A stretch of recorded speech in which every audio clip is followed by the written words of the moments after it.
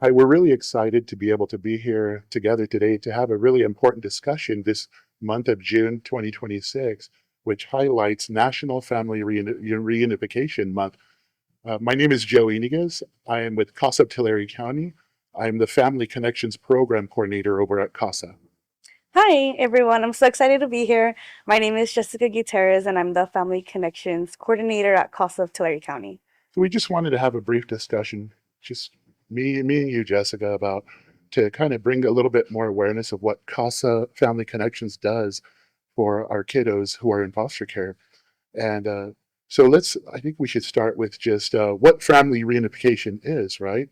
Um, According to the California Department of Social Services, family reunification is the process of returning a child to their parents, guardians, or custodians after being removed due to abuse and neglect. And uh, as a part of that process, the family is offered services to be able to amend that reason for removal, right? And I wanted to ask you, like, what do you think? What do you think family reunification means to our kids in foster care? If I were to put myself in their shoes, the first thing that I would think as a child, right, what would come to my mind would automatically be that I would family reunification to me would mean that I would, go back home with my parents or my caregivers, whoever I was placed with before. I think Yeah, that's what would come to my yeah, mind. I think that Hmm. that would be a really good, you know, safe, assumption and statement to make, especially given the fact that our CASA kiddos and foster kids in general, um, I would say that's the environment that they know. That's the environment that they're comfortable with. That's their norm, right? Hmm. Regardless of the reason why they were removed in the first place, that's where they want to return. You know what I Hmm. mean? And so we're really thankful here to be able to serve Tulare County in partnership with the court system, our judges, the attorneys, uh, CWS Child Welfare Services, all the social workers, and then other service providers to be able to make that possible for our youth, because that's our main goal, right? We want to be able to make reunification the main goal, but does that always happen? No, it doesn't always happen. And I think that's the beauty of our program. We get to step in and, bring some stability to our kiddos who are in foster care. Hmm. Yeah, and how do we? So I think now we can kind of get a little bit into how CASA of Tulare County Family Connections Program really helps our kiddos achieve that what we identify as that sense of permanency, right? We define permanency as being able to create an atmosphere or a situation for our kiddos that gives them that sense of belonging while they're in foster care, while they're removed and away from from what they consider to be normal for them, right? Their family. So I wanted to talk a little bit about what is CASA Family Connections, and maybe a good starting point would be uh, You can start with our purpose. that'd be Does that great. sound, Yeah, yeah? yeah, absolutely. Okay. The purpose of our program is to serve children in foster care who have little to no connection, right? That's right, absolutely. Hmm. And our main goal is to discover and establish those connections um, to hopefully maintain that connection, and it becomes a lifelong supportive connection for the kids that we serve. Absolutely. So it's been a really great, just tremendous blessing to be able to be in partnership with Health and Human Services Agency with support by First Five Tulare County to be able to provide the services that we do provide to our kiddos that are in foster care. So maybe we can kind of talk a little bit about our program, right? Uh, let's kind of share a little bit about what that process kind of looks like. So CASA Family Connections, at the outset, we're in court 5 days a week, right? We have a staff member that is in court, and CASA um, is appointed to most of the cases that come along the courtroom, right? Hmm.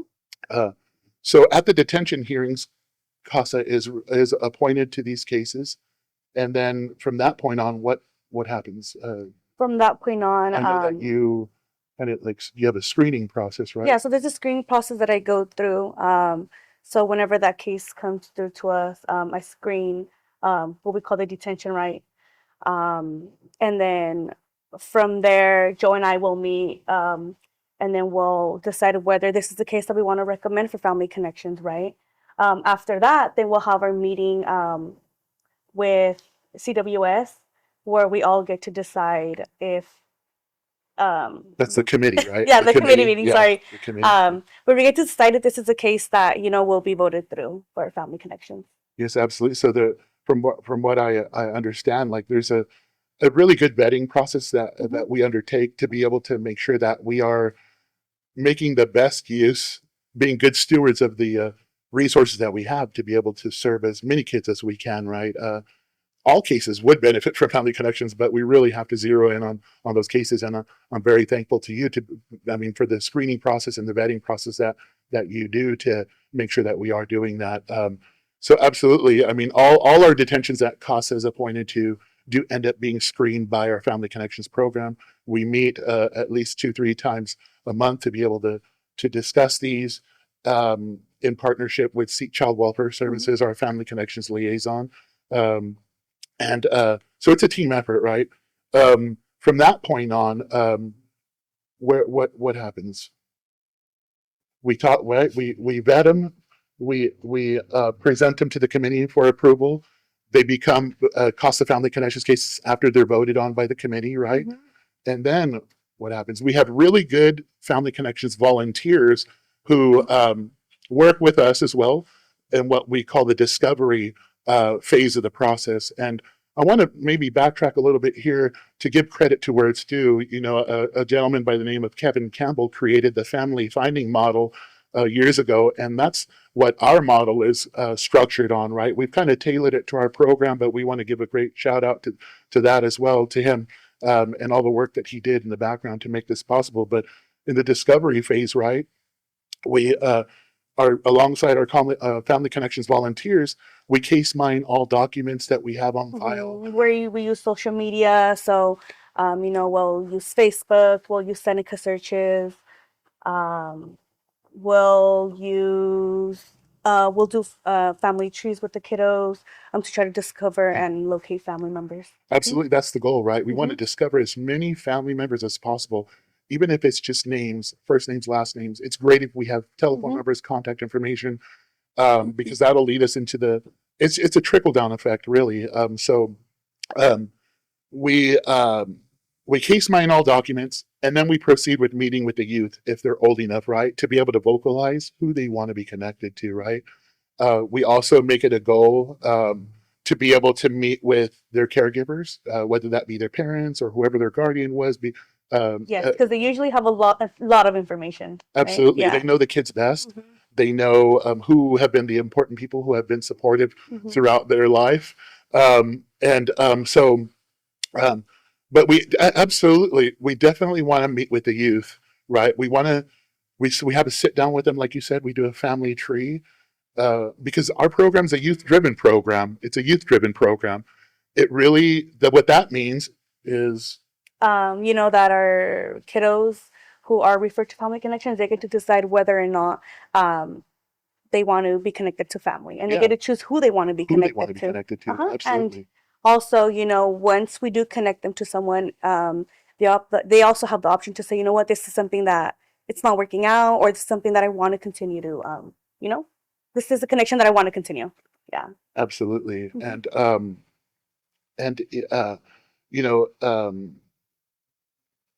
We do connections for extended family members, mostly. Immediate family members are usually a part of the process of the court, and so usually Child Welfare Services will do that. Because usually visits with parents, those are already court ordered, and with siblings as well. Right? With siblings as well, and with immediate family, so like uncles, aunts, grandparents. There's not a court order for that, right? No. That I know. Absolutely. So that's what we focus on. Yes, we focus on that, but also if a kiddo wants to be connected to what we identify as a non-related extended family member, we do that too. Mhm. What can you explain that really quick? What's it? Yeah, so a non-related extended family member would be considered a person that's important to the kiddo, right? So this could be like a teacher, it could be a family friend, it could be a counselor, it could be anyone who they consider to be important to A them. coach, A right? coach, yeah. Yeah, yeah. Maybe somebody who they knew growing up, somebody that was a really good support system, a hmm mom, like a babysitter or a hmm nanny, or yeah. So, Godparents, we've heard yep, of that too. absolutely true. So we try to really discover as many people as we can. We then meet with the parents as well in complete genograms.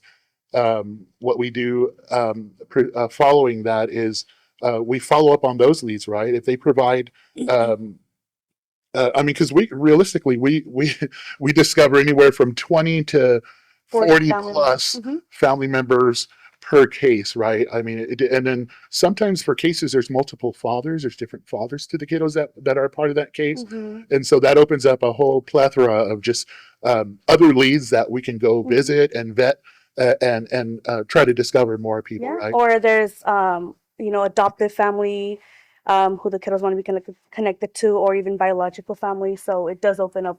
We do discover a lot of Yeah, it relatives. sounds like it can Mhm. get really complex, right? So, and it's just been a pleasure being able to work together with you to this because we make a great team.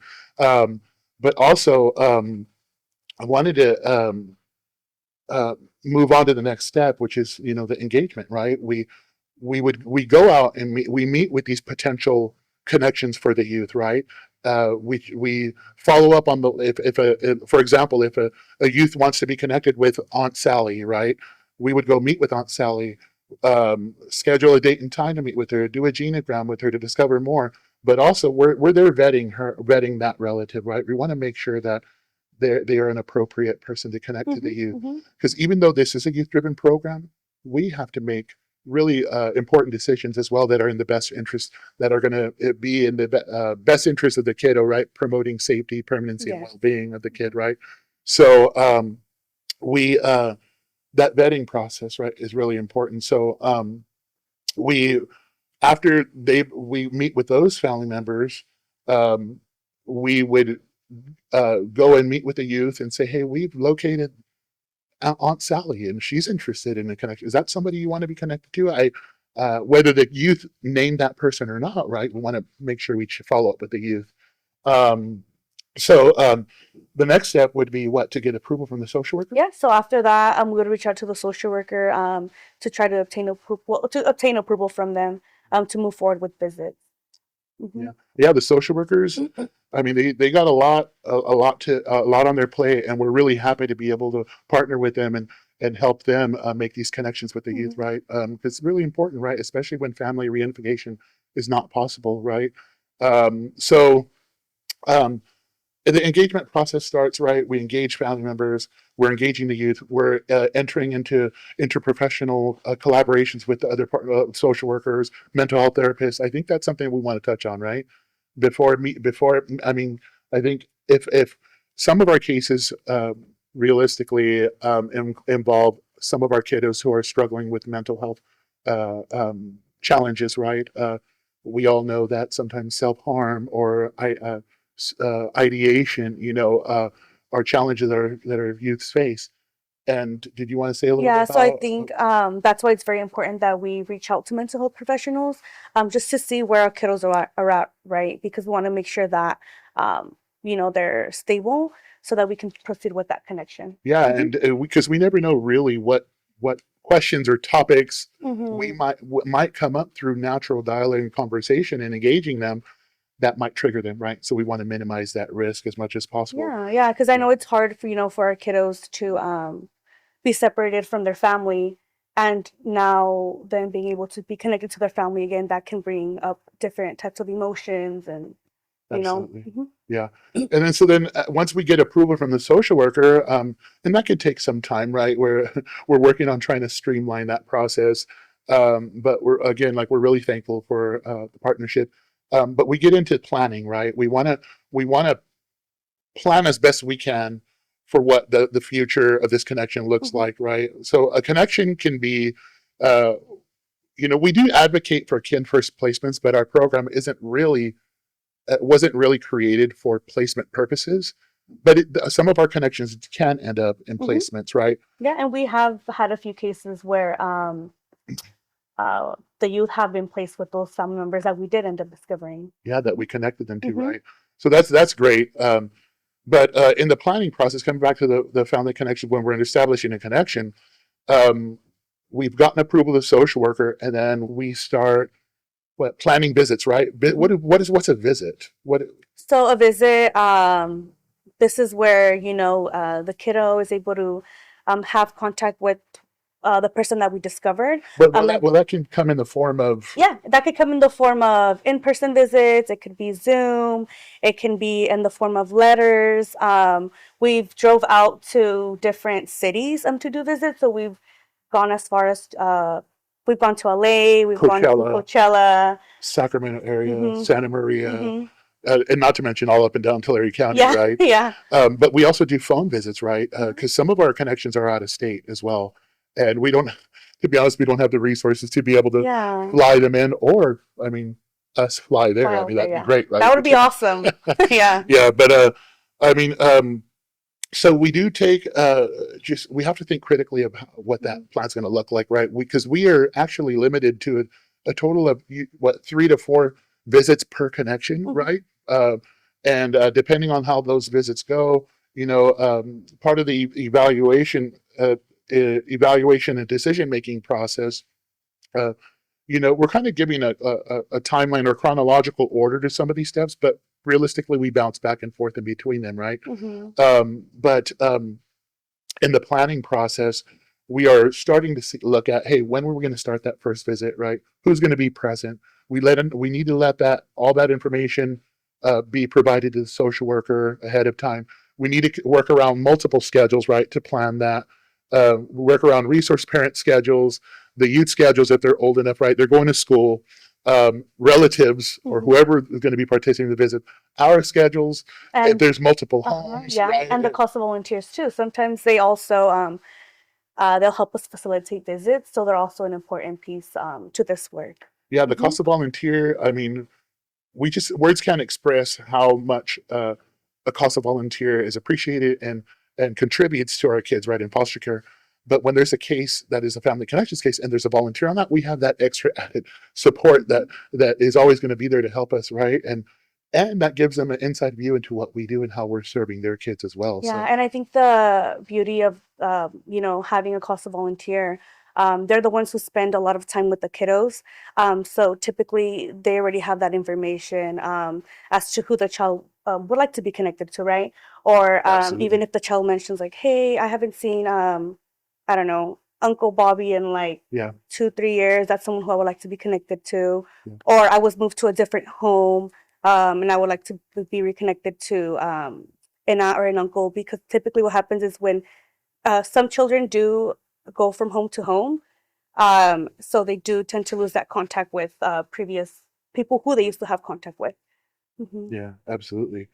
And so our visits, we're always present at visits, right? It'll be myself and or you and another CASA Family Connections representative, right? To make sure that the engagement is appropriate, that there is engagement, right? We provide games, we sometimes provide food and snacks.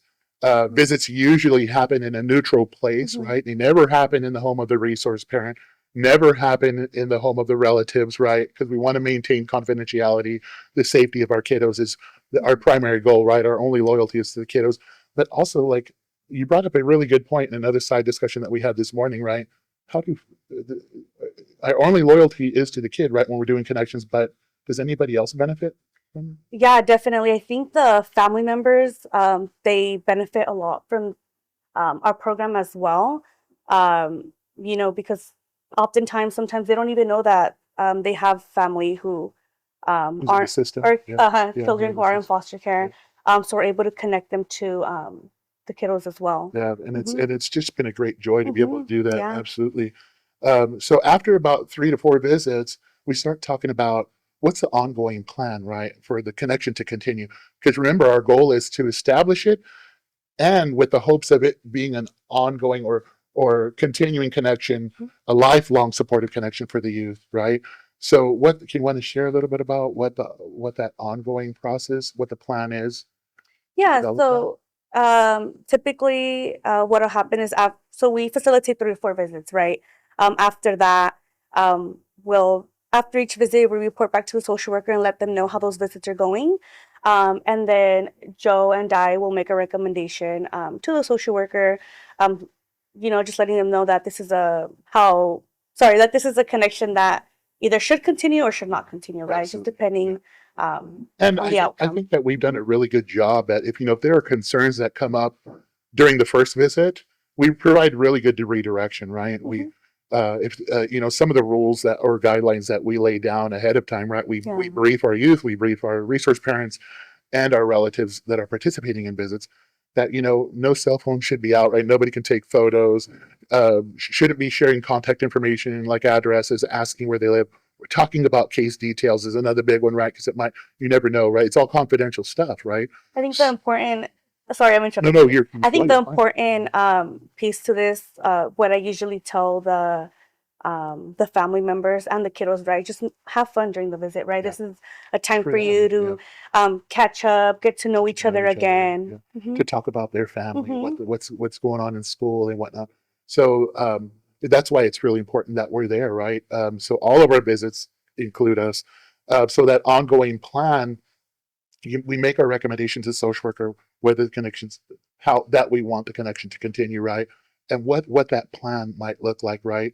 Hmm. Sometimes the agency will reach out to the resource parents and after communicating with the resource parents, establish the plan of the resource parents planning those ongoing connections with the relative, right? Sometimes they might allow the youth to have phone calls, when they want with the relative, right? Hmm. It's just up to the social worker and what they decide to do moving forward. But then we also leave it in the evaluation part after the again, the evaluation is continually happening, right? But we have a follow up period, right? And the follow up period gives us some time after family connections has kind of stepped out of the picture, right? Because we can't be on the case forever. It allows us that period of follow up to be able to see if the connection has continued, Hmm. and we follow up with the resource parents, with the youth, wherever the kiddos place, with the social worker, to see if that has happened, and uh, if it not, why, right? Hmm. Is there something more that we can do to try to re-engage that, right? So again, just go back to thanking our CASA Family Connections volunteers, specifically Barbara Bynum and Becky Elms, right? They come into the office multiple times a week. They really help us deep dive into a lot of the documents, new documents that we get at the every 6 month hearing and in between at times. So they devote a lot of their time Hmm. case mining. Barbara's our little detective, you know what I mean? So thank you, Barb. Thank you, Beck. But they also, I mean, do a really awesome job at entering the data, really crucial notes, right, to help streamline the efficiency of what we do, right? It Yeah. frees us up to be able to do more intros, family connections intros, which is just going out and meeting with relatives, kiddos, resource parents, telling them about the program and whatnot. Completing family trees. Yes, Hmm. absolutely. So just wanted to give a little shout out there to our volunteers. Um, so coming back to the amount of cases that we have, Yeah, so we currently have 190 open CASA cases. those are cases that Cost of Tulare CASA's County been is appointed. appointed, right? Yes. Uh-huh. Are all those cases family connections cases? No, they are not. I wish they were, right? But currently we have 65 cases that are family connections cases. 65 total open Active. cases, Hmm. open active cases that we're working on. And so does each case have just a child? Is it one child per case? Or? Sometimes it's one child per case, sometimes it's a sibling set. So it just depends. It varies. Uh-huh. Yeah, and our cases are yeah. There's multiple. There's some cases that I know that have up to 8 children, right? Mhm. And one of the challenges that's really challenging in the planning process of what we do is working around multiple schedules. And in one case that comes to mind, there are 8 children.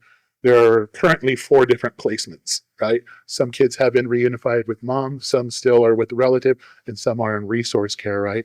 So it's very challenging, and the dynamic changes and fluctuate on a case by case basis. But CASA Family Connection serves kiddos ages 0 to 16 and a half. 15 and a half, right? Oh. I think it's 15. Okay, can we do that? CASA Family Connection serves kiddos ages 0 to 15 and a half. 0 to 15 and a half, absolutely. So, and we are currently we set goals, right? We want to challenge each other, right, to serve as many kiddos as we can with the resources that we have. We set a goal at the beginning of the fiscal year, and during our last review period, I calculated that we had set a goal of 10 to 20% increase of Family Connections intros, and Family Connections visits, right? And last review period, we're up 52%. Yeah. How does that make you feel? I feel like we're doing an awesome job. It's great, right? Yeah, It's awesome. Yeah, Yeah. absolutely. Yeah, and so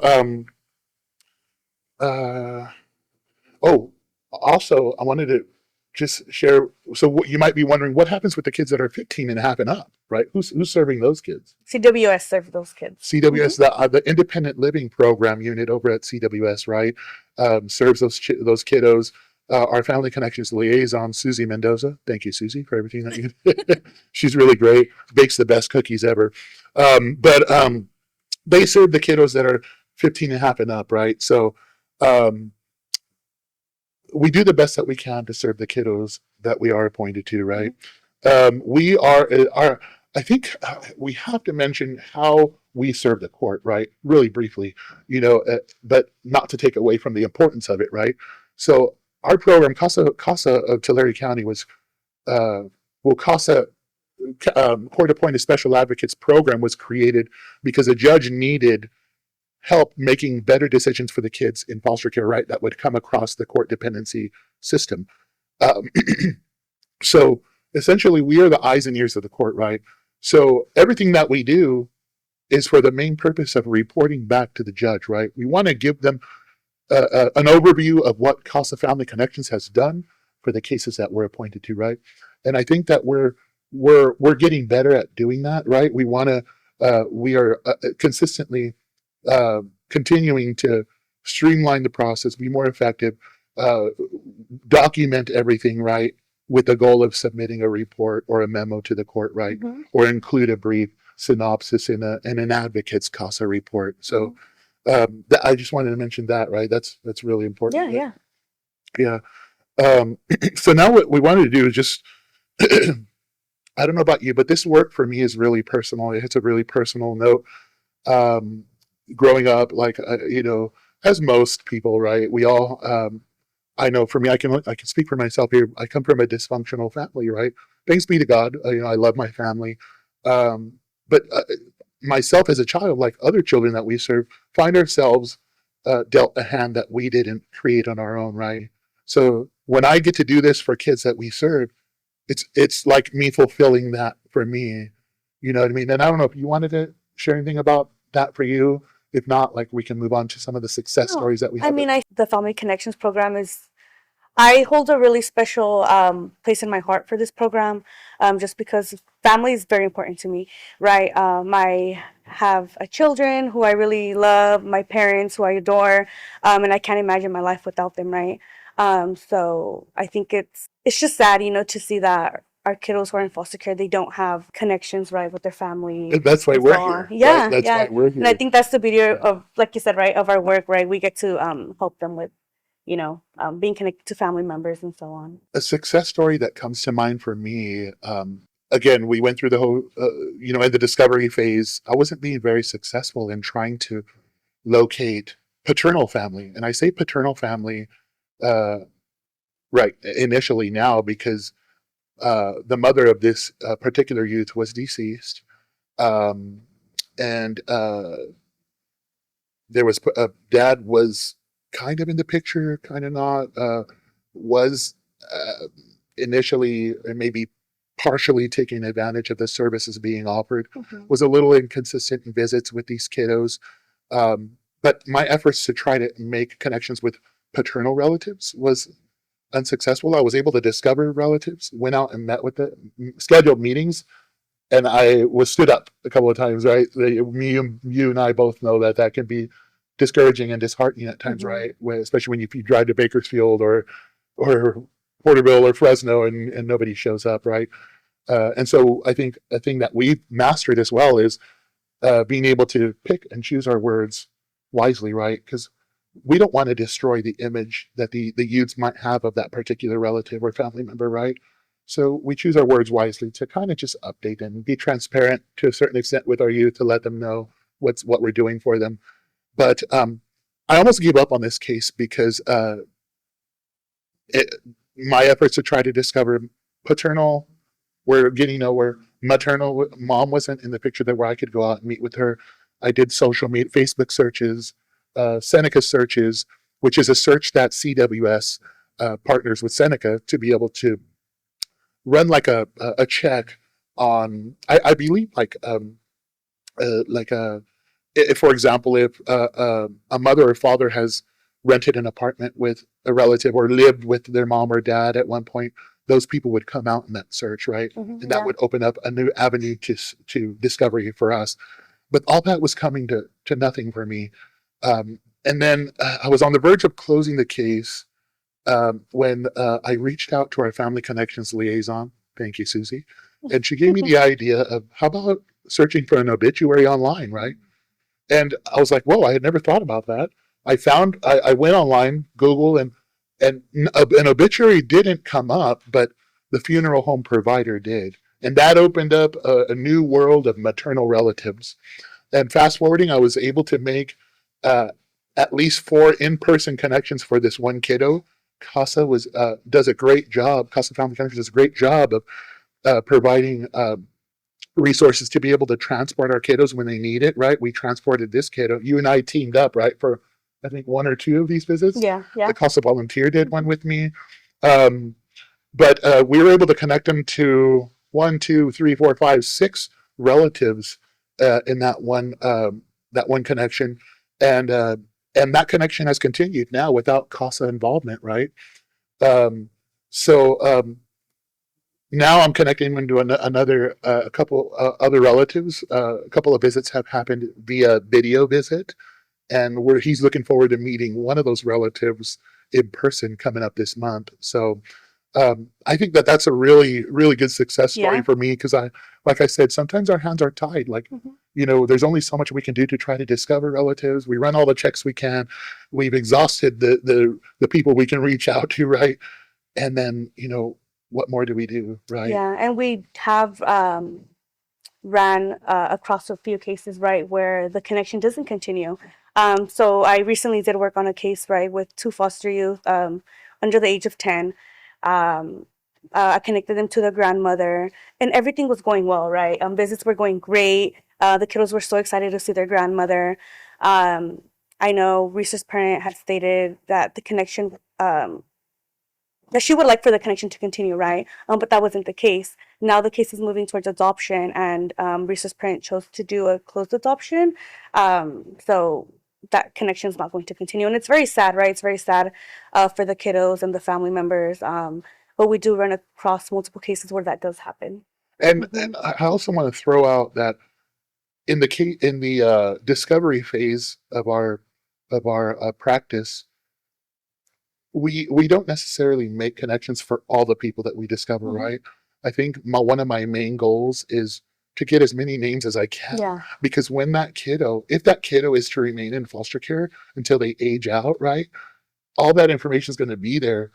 Sometimes we run into kiddos that don't want to be connected to anybody, right? And that hurts my heart because everybody has somebody, right?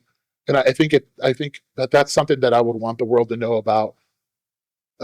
What CASA Family Connections does, right, is that everybody has somebody, and I think there's a really good quote that kind of comes to mind that was put out there by National Adoption Center. It's there are no unwanted children, just unfound families, right? But coming back to my point, all that information is going to be there for them when they do age out of the system, right? When we close a case, whether the case is what we call, a successful case, we've discovered family and connected kids to those relatives, or not, if we weren't able to for whatever reason, um, all that information is provided to the agency as well, right? So it's there for the kiddos when, if and when they need it, right? Yeah, and we also, for our kiddos, all of our kiddos, right? We provide scrapbooks for them towards the end of all of the visits. So we'll take photos throughout the visits, and towards the end, whether the connection continues or not, they'll have those scrapbooks, right, for to Absolutely. have as a memory. Yeah. Yeah. Did you want to talk a little bit about one of your success stories, or maybe a case that's near and dear to your heart? Yeah, there's a case that I actually still have contact with the youth and the relative. But this case, I love talking about it, but it gets me a little bit emotional sometimes because it's a it's a really successful story. But I was able, so I was working with the kiddo who's 16 years old, I think 15 or 16, and I was able to locate her brother.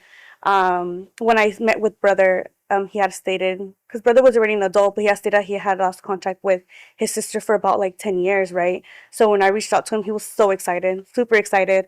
And I remember I called him and he showed up within like 30 minutes and he's like, well, I'm here. Like, I'm ready like to meet my sister, get this connection going. Obviously, I had to go through the process, right? Reach out to the social worker and all that. But I was able to obtain approval. I was able to connect kiddo to the brother. And I remember during that first visit, when they went in for that first hug, it was very heartwarming and also very emotional, right? Just getting to see them reunite. It was very beautiful. And then within a couple of months, I was able to discover paternal grandparents. So we also facilitated visits between it was the kiddo and the grandparents, and then towards the end we did. I think they all had a birthday in the same month, so we celebrated everyone's birthday within that same month too. So it was really awesome. And I think also being able to connect her to her grandparents. Grandma did discover that she was diagnosed with cancer. So, and she also stated that she hadn't seen her granddaughter, I want to say, for since she was like 2 years old. So she was very, very, very thankful that I was able to connect her to kiddo, and kiddo was also thankful as well. But yeah, I think yeah. that's a really good. It can be an emotional experience Mm-hmm. for us, right? Because these are not just cases; they're not just numbers that come across our desk. We're not just trying to create statistics, right? Um, these are real kiddos Mm-hmm. with real families in these situations that they're in, Yeah, and we get to right? spend time with them, get Yeah, to know them, yeah, right? Get to know what their family history was like, what yeah. their lives were like. So yeah. And Mm-hmm. to be honest with you, I mean, I can't believe we get paid to do this, but I mean, I mean, it's fun, right? When we get the Yeah. connection going, right? When we sit down and do visits, something magical happens, right? Where you be you're a, we are bystanders in the whole picture, but it becomes a part of who we Mm-hmm. are as well. Yeah. And thanks be to God, like it's for me, it's been really a blessing to be able to be a part of that, but also we can experience like a secondhand traumatic Yeah. experience, right? Yeah. From some of the details we read about the cases, what our kids have been through, right? Um, and but when we meet the youth, right? Some of our kids have um, oppositional defiance disorder, or are gang affiliated, or are at risk to be sexually exploited children, right? And are putting themselves in those positions at times, right? They make those choices sometimes, and they don't know, right? They're kids, they're developing, and they're young adults. Um, but I lost my train of thought. um, But I think the beauty of being able to connect them to family members, as well, is that in the long run, right, these people do become a support system to the kiddos. So after, sometimes when the connection does continue, right, they're there as like mentors, support, helping them with like school stuff. Um, they'll just encourage them to do better, yeah. right? And I, Oh, what I was going to say is, um, when we can read all we can about a specific case, right? but you and I both know, as I'm sure all of our CASA staff could attest to this, um, that when we go out and meet with the youth, they're nothing like what we saw, what we read about, Mm-hmm, right? mm-hmm. So it's just, again, it's good to read up and do our homework going into a case, but at the same time, I don't want for biases or prejudices to be Yeah. created in me that are going to affect the work or the services that I'm Mm-hmm. providing to you. So thanks be to God for that. I think also that it's really important to point out that, um, you mentioned we started off our discussion with how many cases CASA has, right? Mm-hmm. That's 190 cases. And the cases can have one child or multiple siblings, right? And the complexity of those cases varies, right? Um, through different factors. But we're always, how can people help? I feel like CASA is always looking to recruit community volunteers to become that support system, that encouragement for our kids that are in foster care, right? And specifically men, right? We have lots of boys in the system, and hats off to the ladies out there, man. They're out doing the dudes. You know what I mean? But we need more volunteers. So if you have 1 hour a week, right? 1 hour a week is all it takes to give to meet with your kiddo, to get to know them, right? It doesn't have to be something complex, right?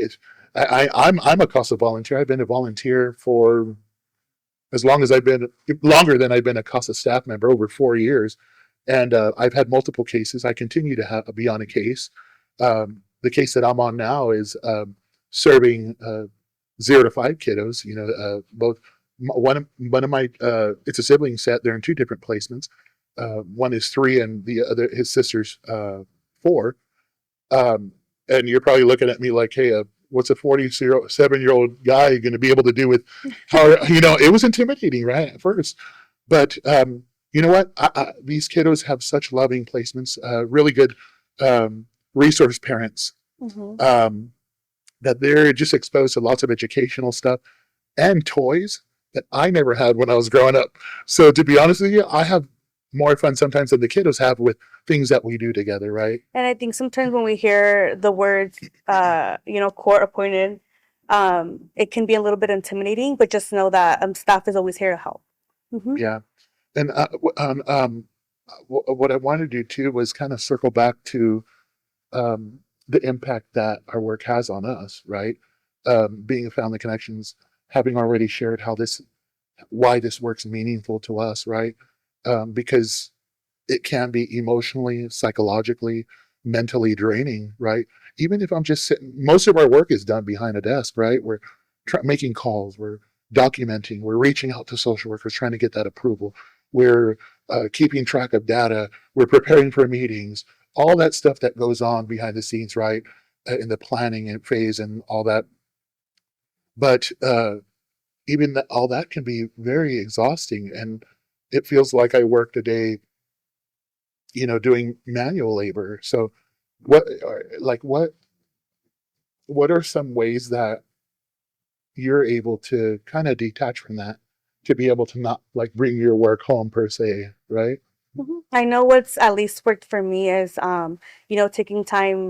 taking a break, right? So if that means going for a walk, watching a funny clip, going and, talking to another staff member, because even that's helpful too. Sometimes we need to, talk about these cases, right?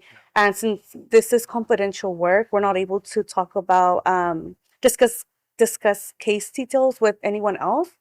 So that's where, it comes in handy to be able to talk to, Yeah. another staff member. But those are the things that I usually do to help with that. What about yourself? Well, for me, I would say, my faith life, you know what I mean? Mm-hmm. I'm a faithful Catholic who really relies on prayer to give me that peace, the tranquility, the positivity that I need when I come to work, when I read the things that we read, you know Yeah. what I mean? Because I want to lift these kiddos and their families up in prayer, right? So it's a spiritual element for me too, you know what I mean? A religious element for me that gives me that encouragement, that drive to continue to do for our kiddos. And I think I also want to highlight the sacrifice that CASA Family Connections makes, right?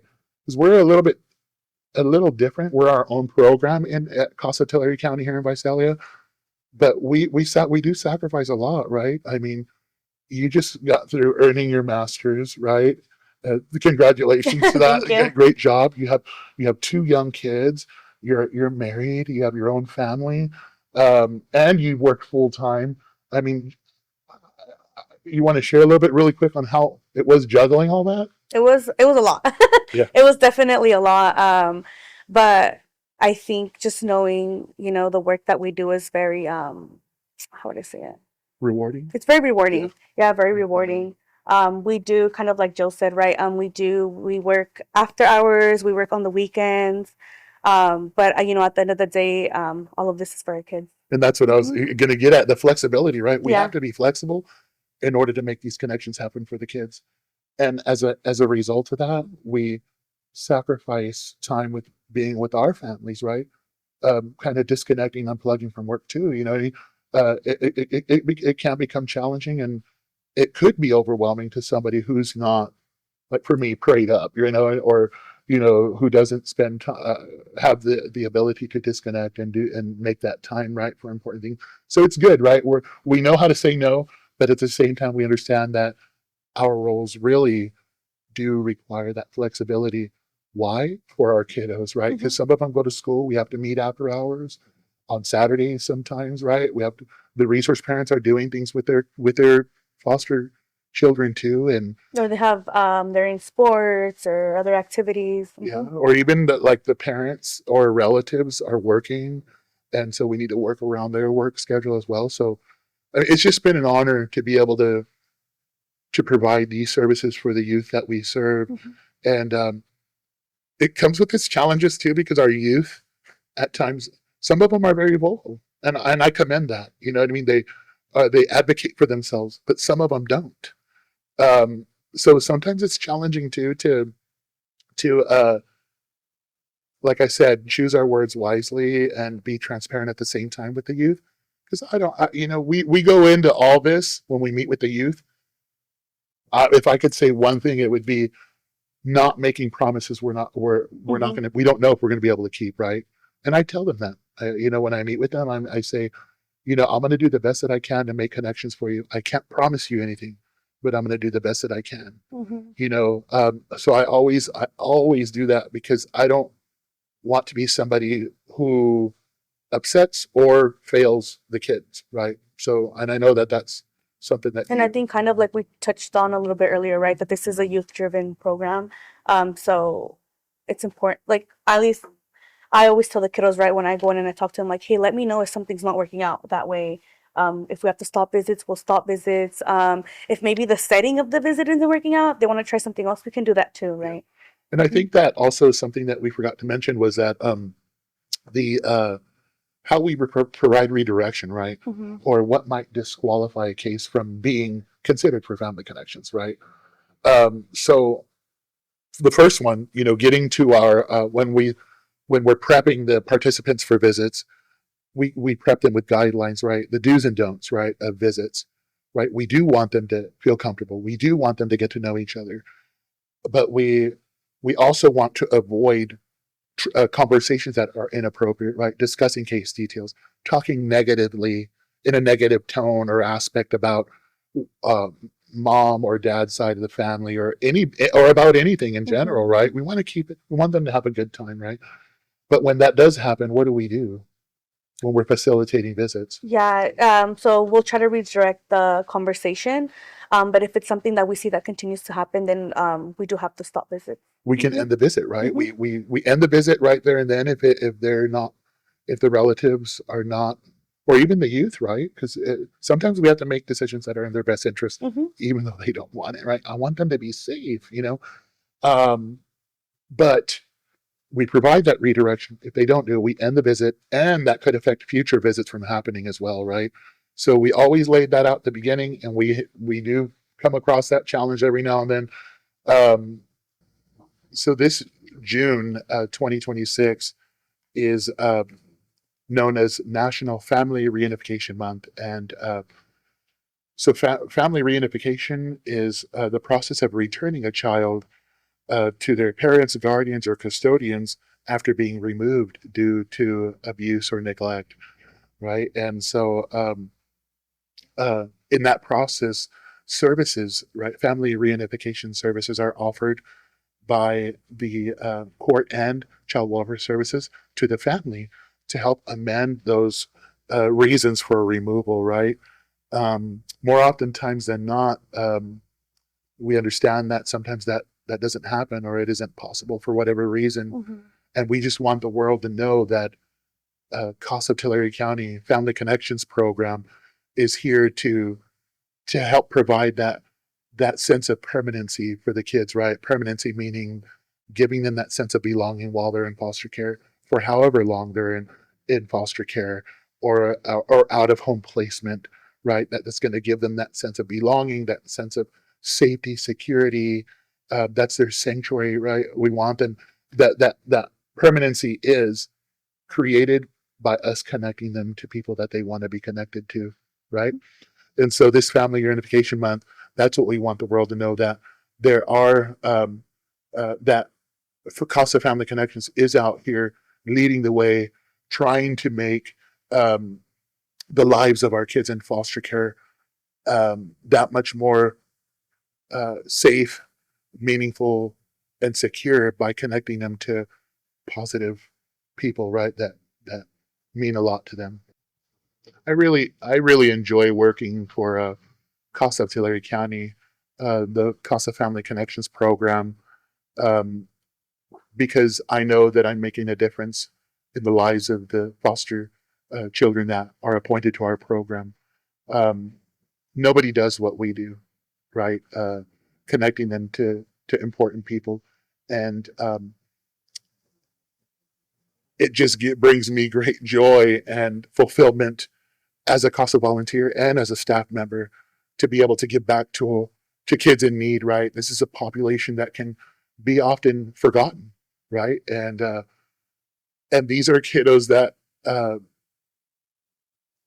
sometimes find themselves in situations where they have nobody. They're afraid, right? Every time they get moved to a different placement, it's like having to learn or be exposed to something new, right? They have to start all over. It's trauma upon trauma that they experience. And CASA being in the picture, especially if they have a CASA volunteer, gives them that consistent person in their life, right? That whether they move one time or 15 times, that CASA volunteer is always going to be there, show up, be that consistent person. And they're going to have that familiar face in their lives, somebody that they have that rapport with, that relationship with, and more importantly, that trust that they've established to where they don't have to explain their story over and over again, right? It can be the CASA volunteer that steps up to do that for them, that advocates for them, right? And so that's why CASA of Tulare County means so much to me. I know it means so much to the community, to Tulare County, and to all of our partners that I mentioned. So I've been with CASA for about 3 years already, and I just love the work that I do. I started off as a volunteer, just like Joe did, and I remember the first case. I was I was very nervous. I didn't know what to expect, but CASA made me feel very, welcome. They provided me with a lot of support. Any questions that I had, they answered them for me. If I needed help, my coordinator was always there to support me and everyone else there. So I just hope that, if this is something that you do want to do, that, just know that we're there to help, right? So don't be afraid to become a CASA volunteer.